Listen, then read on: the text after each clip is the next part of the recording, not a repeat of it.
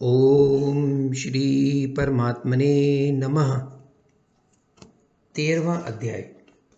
उसके उपरांत श्री कृष्ण भगवान फिर बोले, हे अर्जुन, ये शरीर क्षेत्र है ऐसे कहा जाता है, और इसको जो जानता है उसको क्षेत्रज्ञ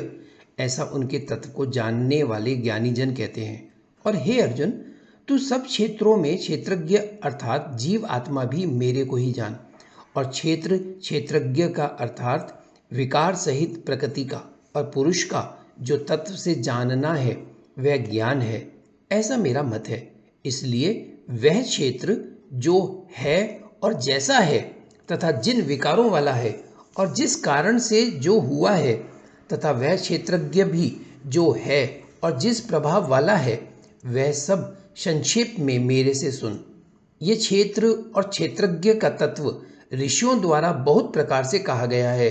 अर्थात समझाया गया है, और नाना प्रकार के वेद मंत्रों से विभाग पूर्वक कहा गया है, तथा अच्छी प्रकार निश्चय किए हुए युक्ति युक्त ब्रह्म सूत्र के पदों द्वारा भी वैसे ही कहा गया है। हे अर्जुन, वही मैं तेरे लिए कहता हूँ कि 5 महाभूत अर्थात आकाश, वायु, अग्नि, जल और पृथ्वी का सूक्ष्म भाव अहंकार, बुद्धि और मूल प्रकृति अर्थात त्रिगुणमयी माया भी, तथा 10 इंद्रियां अर्थात श्रोत, त्वचा, नेत्र, रसना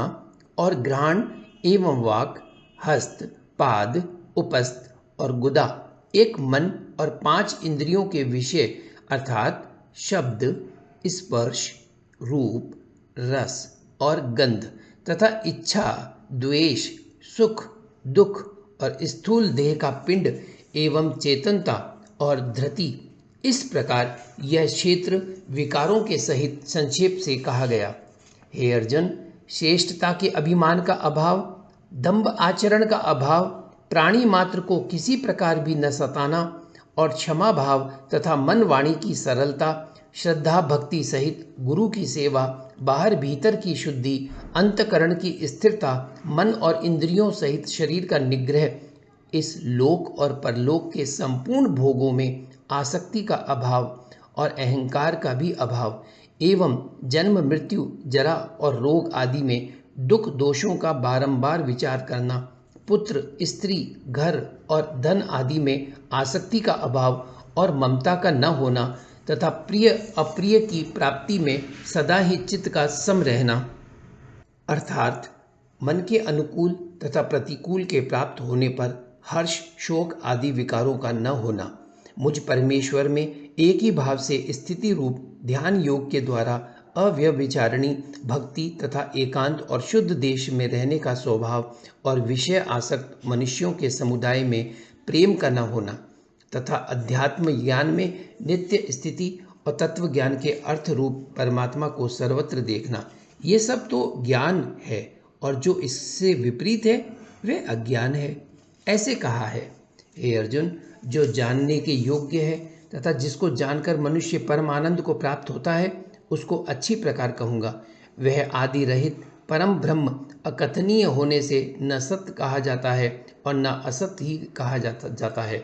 परंतु वह सब ओर से हाथ पैर वाला एवं सब ओर से नेत्र सिर और मुख वाला तथा सब ओर से श्रोत्र वाला है,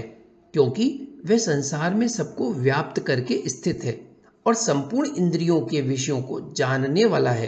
परंतु वास्तव में सब इंद्रियों से रहित है तथा आसक्ति रहित और गुणों से अतीत हुआ भी अपनी योग माया से सबको धारण पोषण करने वाला और गुणों को भोगने वाला है, तथा वह परमात्मा चराचर सब भूतों के बाहर भीतर परिपूर्ण है और चर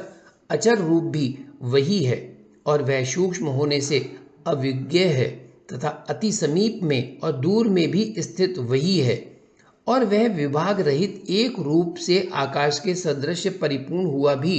चराचर संपूर्ण भूतों में पृथक पृथक के सदृश स्थित प्रतीत होता है, तथा वह जानने योग्य परमात्मा विष्णु रूप से भूतों को धारण पोषण करने वाला और रुद्र रूप से संहार करने वाला तथा ब्रह्म रूप से सबका उत्पन्न करने वाला, वह ब्रह्म ज्योतियों का भी ज्योति एवं माया से अति परे कहा जाता है, तथा वह परमात्मा बोध स्वरूप और जानने के योग्य है एवं तत्व ज्ञान से प्राप्त होने वाला और सबके हृदय में स्थित है। हे अर्जुन, इस प्रकार क्षेत्र तथा ज्ञान और जानने योग्य परमात्मा का स्वरूप संक्षेप से कहा गया है। इसको तत्व से जानकर मेरा भक्त मेरे स्वरूप को प्राप्त होता है। हे अर्जुन, प्रकृति अर्थात त्रिगुणमयी मेरी माया और जीव आत्मा अर्थात क्षेत्रज्ञ, इन दोनों को ही तू अनादि जान और राग द्वेष आदि विकारों को तथा त्रिगुणात्मक संपूर्ण पदार्थों को भी प्रकृति से ही उत्पन्न हुए जान। क्योंकि कार्य और करण के उत्पन्न करने में हेतु प्रकृति कही जाती है और जीव आत्मा सुख दुखों के भोक्तापन में अर्थात भोगने में हेतु कहा जाता है। परंतु प्रकृति में स्थित हुआ ही पुरुष प्रकृति से उत्पन्न हुए त्रिगुणात्मक सब पदार्थों को भोगता है और इन गुणों का संग ही इस जीव आत्मा के अच्छी बुरी योनियों में जन्म लेने में कारण है। वास्तव में तो ये पुरुष इस देह में स्थित हुआ भी पर अर्थात त्रिगुणमयी माया से सर्वथा अतीत ही है। केवल साक्षी होने से, उपद्रष्टा और यथार्थ सम्मति देने वाला होने से, अनुमंता एवं सबको धारण करने वाला होने से, भर्ता जीव रूप से भोक्ता तथा ब्रह्मादिकों का भी स्वामी होने से महेश्वर और शुद्ध सच्चिदानंद घन होने से परमात्मा ऐसा कहा गया है। इस प्रकार पुरुष को और गुणों के सहित प्रकृति को जो मनुष्य तत्व से जानता है वह सब प्रकार से बरतता हुआ भी फिर नहीं जन्मता है, अर्थात पुनः जन्म को नहीं प्राप्त होता है। हे अर्जुन,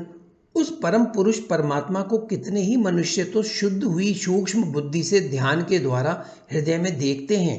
तथा अन्य कितने ही ज्ञान योग के द्वारा देखते हैं और अपर कितने ही निष्काम कर्म योग के द्वारा देखते हैं। परंतु इनसे दूसरे अर्थात जो मंद बुद्धि वाले पुरुष हैं वे स्वयं इस प्रकार न जानते हुए दूसरों से अर्थात तत्व के जानने वाले पुरुषों से सुनकर ही उपासना करते हैं, अर्थात उन पुरुषों के कहने के अनुसार ही श्रद्धा सहित तत्पर हुए साधन करते हैं। और वे सुनने के परायण हुए पुरुष भी मृत्यु रूप संसार सागर को निस्संदेह तर जाते हैं। हे अर्जुन, यावन मात्र जो कुछ भी स्थावर जंगम वस्तु उत्पन्न होती है उस संपूर्ण को तू क्षेत्र और क्षेत्रज्ञ के संयोग से ही उत्पन्न हुई जान, अर्थात प्रकृति और पुरुष के परस्पर के संबंध से ही संपूर्ण जगत की स्थिति है। वास्तव में तो संपूर्ण जगत नाशवान और क्षणभंगुर होने से अनित्य है। इस प्रकार जानकर जो पुरुष नष्ट होते हुए सब चराचर भूतों में नाश रहित परमेश्वर को समभाव से स्थित देखता है वही देखता है, क्योंकि वह पुरुष सब में समभाव से स्थित हुए परमेश्वर को समान देखता हुआ अपने द्वारा आपको नष्ट नहीं करता है, अर्थात शरीर का नाश होने से अपने आत्मा का नाश नहीं मानता है। इससे वह परम गति को प्राप्त होता है। और जो पुरुष संपूर्ण कर्मों को सब प्रकार से प्रकृति से ही किए हुए देखता है, अर्थात इस बात को तत्व से समझ लेता है कि प्रकृति से उत्पन्न हुए संपूर्ण गुण ही गुणों में बरतते हैं तथा आत्मा को अकर्ता देखता है वही देखता है। और यह पुरुष जिस काल में भूतों के न्यारे न्यारे भाव को एक परमात्मा के संकल्प के आधार स्थित देखता है तथा उस परमात्मा के संकल्प से ही संपूर्ण भूतों का विस्तार देखता है, उस काल में सच्चिदानंद घन ब्रह्म को प्राप्त होता है। हे अर्जुन, अनादि होने से और गुणातीत होने से ये अविनाशी परमात्मा शरीर में स्थित हुआ भी वास्तव में न करता है और न लिपायमान होता है। जिस प्रकार सर्वत्र व्याप्त हुआ भी आकाश सूक्ष्म होने के कारण लिपायमान नहीं होता है, वैसे ही सर्वत्र देह में स्थित हुआ भी आत्मा गुणातीत होने के कारण देह के गुणों से लिपायमान नहीं होता है। हे अर्जुन, जिस प्रकार एक ही सूर्य इस संपूर्ण ब्रह्मांड को प्रकाशित करता है, उसी प्रकार एक ही आत्मा संपूर्ण क्षेत्र को प्रकाशित करता है, अर्थात नित्य बोध स्वरूप एक आत्मा की ही सत्ता से संपूर्ण जड़ वर्ग प्रकाशित होता है। इस प्रकार क्षेत्र और क्षेत्रज्ञ के भेद को तथा विकार सहित प्रकृति से छूटने के उपाय को जो पुरुष ज्ञान नेत्रों द्वारा तत्व से जानते हैं, वे महात्मजन पर ब्रह्म परमात्मा को प्राप्त होते हैं। ओम श्री परमात्मने नमः।